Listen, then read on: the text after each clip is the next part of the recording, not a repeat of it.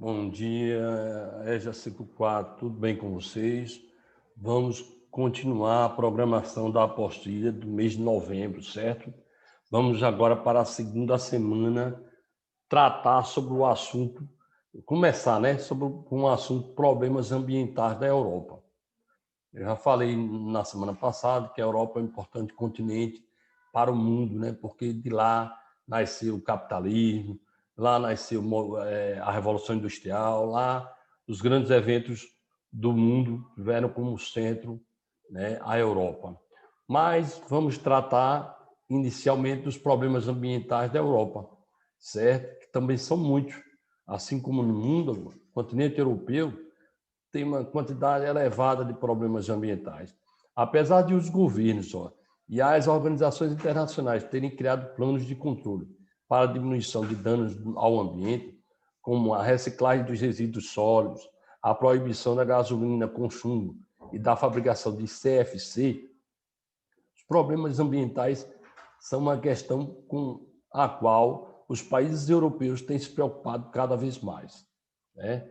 Veremos a seguir aí os principais problemas ambientais da Europa, né? A chuva ácida, que é o uso de combustíveis fósseis, sobretudo carvão, contribui para a formação e emissão de compostos que reagem na atmosfera, formando soluções ácidas que precipitam com as chuvas, certo? As chuvas ácidas podem causar corrosões, por exemplo, em peças metálicas ao ar livre.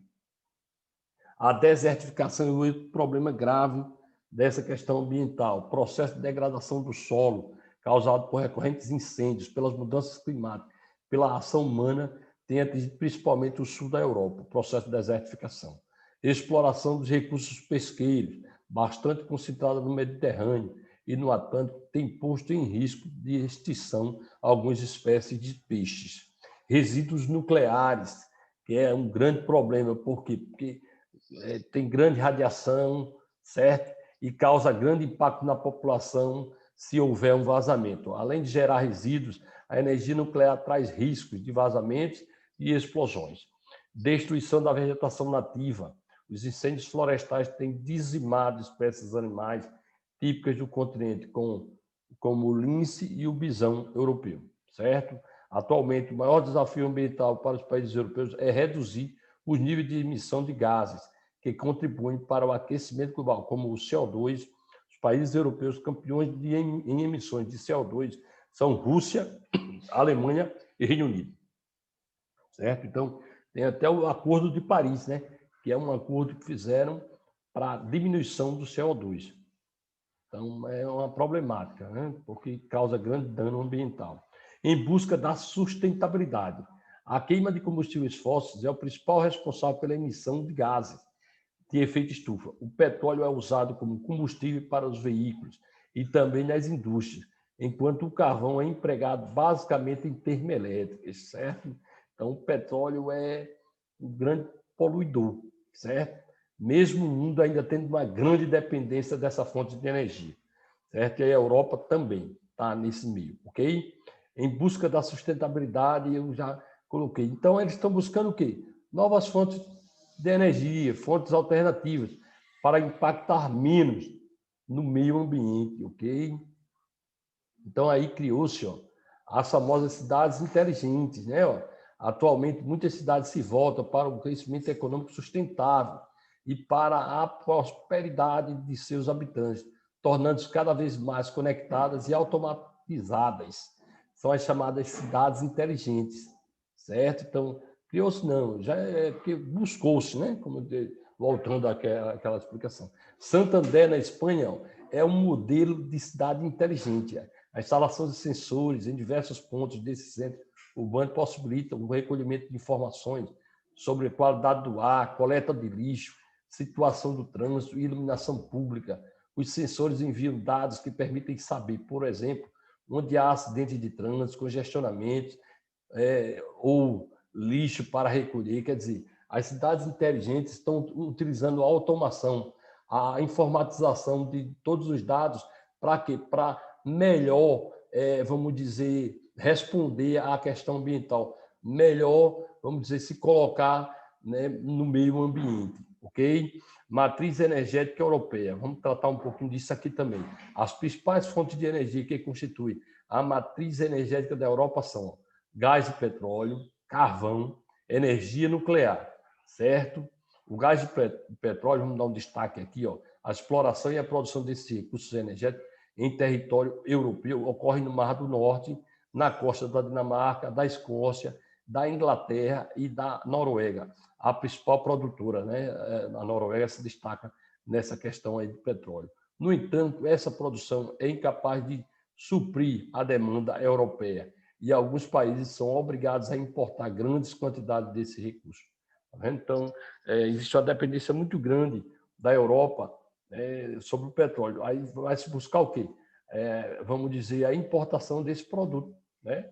Nos países aí que estão na Ásia, num exemplo, no Oriente Médio, entre outros, né? Na região do Oriente Médio, entre outros. Aí tem o carvão, que é grande poluidor também, certo? O carvão é uma fonte de energia que polui bastante, certo? Os maiores produtores atuais são a Alemanha e Polônia, dessa fonte de energia. A energia nuclear, que é a principal fonte de energia usada na Europa, em alguns países como França, Bélgica e Eslovênia, mais de 50% da energia é gerada por usinas atômicas. Quer dizer, um grande perigo, né? Porque vocês sabem que um vazamento, a radioatividade, né? Uma explosão, aí gera grande destruição, certo? Então, a importação de fontes de energia agora, vamos tratar um pouquinho sobre isso na Europa. Um dos principais problemas da Europa é a dependência em relação a seus poucos fornecedores de petróleo e gás natural, como já havia falado antes, né? A maior parte do gás utilizado na Europa vem da Rússia, né? E em seguida da Líbia e da Argélia. O petróleo é importado da Líbia e da Rússia, certo? Então, o gás natural russo, né, é o que mais se destaca na Europa e essa dependência já vamos dizer que teve alguns problemas por causa disso, certo? O gás natural russo atravessa diversos países europeus. Ó. Alguns deles, como a Ucrânia, já impuseram restrições à sua passagem por questões comerciais e políticas. A Ucrânia e Rússia sempre estão se degladiando, né?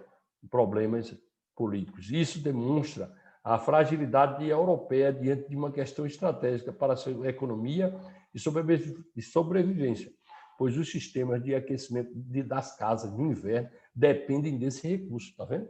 Porque boa parte da Europa, no inverno, é frio demais, então depende muito do gás, esse gás é russo. Então é um problema que a Europa tem que, aos poucos, procurar sanar, ok?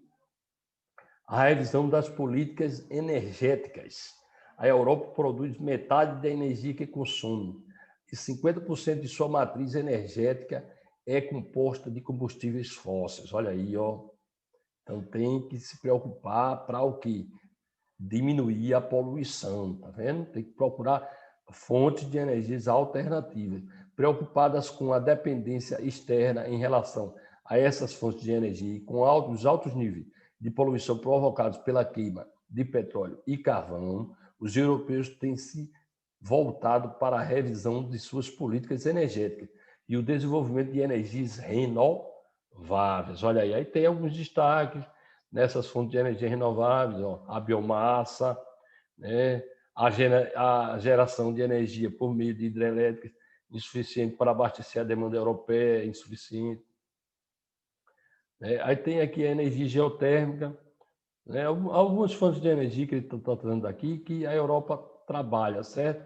Mas que tem que melhorar a questão das fontes de energias alternativas para diminuir a poluição, né, para diminuir os impactos ambientais que a Europa executa no meio ambiente. A energia eólica, cuja produção desacelerou nos últimos anos, em virtude de dificuldades técnicas, tanto na sua geração quanto na sua distribuição, certo? Então, tem que se buscar novas fontes. Na sequência, para adiantar aqui, pessoal, que realmente é muito texto, muita coisa, mas eu adianto, né, para vocês. Busco mais os assuntos de destaque. Regionalização da Europa, olha aí, ó. Vamos terminar essa parte aqui com a regionalização da Europa. Apesar das diferentes das diferenças internas dos países europeus, o continente pode ser regionalizado da seguinte forma. Olha só, são 5 regiões que a Europa tem. A Europa Ocidental, certo? Que é composta por Alemanha, Reino Unido e França. Essa parte é a parte mais industrializada da Europa, certo? Principalmente iniciando com a Revolução Industrial na Inglaterra, que foi o primeiro país a introduzir as máquinas, certo? No século XIX, e aí se destaca pela produção industrial a Europa Ocidental. A Europa Setentrional, que é constituída pela Península Escandinava, os países bálticos, ex-socialistas, Dinamarca, a Islândia e a Finlândia. A economia desses países se destaca pela exploração madeireira das florestas de conífera e pela pesca. A Europa Centro-Oriental, composta de países socialistas, tá vendo? E uma parte da Rússia também ali, ó. Na região central estão as economias mais industrializadas, como a República Tcheca e a Polônia, certo? São ex-repúblicas socialistas, né? E aí, na parte mais oriental, estão aí, ó, parte dos países que formaram com a Rússia a Comunidade dos Estados Independentes, logo que surgiu com o fim da União Soviética, né? A ASEI surgiu após o fim da União Soviética, Comunidade dos Estados Independentes. A Europa Mediterrânea, que é a parte, né, de clima mediterrâneo, engloba as 3 penínsulas, a Ibérica, a Itálica e a Balcânica, certo? Na região formaram civilizações como a grega e a romana. São uma civilização de destaque na Europa, cujas ruínas atraem milhares de turistas do mundo inteiro, claro. Quem é que não quer visitar Roma? Quem é que não quer visitar o Coliseu? Não é isso? Quem é que não quer visitar a Grécia, né? O país que começou lá a democracia no mundo, né? A atividade agrícola ainda é forte nessa região. O país com melhores índices econômicos é a Itália, né? Então, ela se destaca economicamente nessa região, ok? E as questões estão fáceis, certo? É só observar aí, ó, principais problemas ambientais da Europa, eu tratei aí no início. 2, cite a nova postura que a Europa adotou em relação à produção e ao consumo de combustíveis para minimizar os impactos ambientais. Eu citei lá a preocupação, né, que existe com a diminuição, né, do CO2 em busca de fontes alternativas para melhorar o ambiente. 3, o que são as chamadas cidades inteligentes na Europa? Eu falei, né, da questão da informatização, está lá, só olhar que está lá. 4, quais as principais fontes de energia que constituem a matriz energética da Europa? Eu tratei das fontes de energia, né? E o 5, de que forma pode ser regionalizado o continente europeu? Está lá as 5 regiões que eu tratei, logo no finalzinho do assunto, está muito fácil.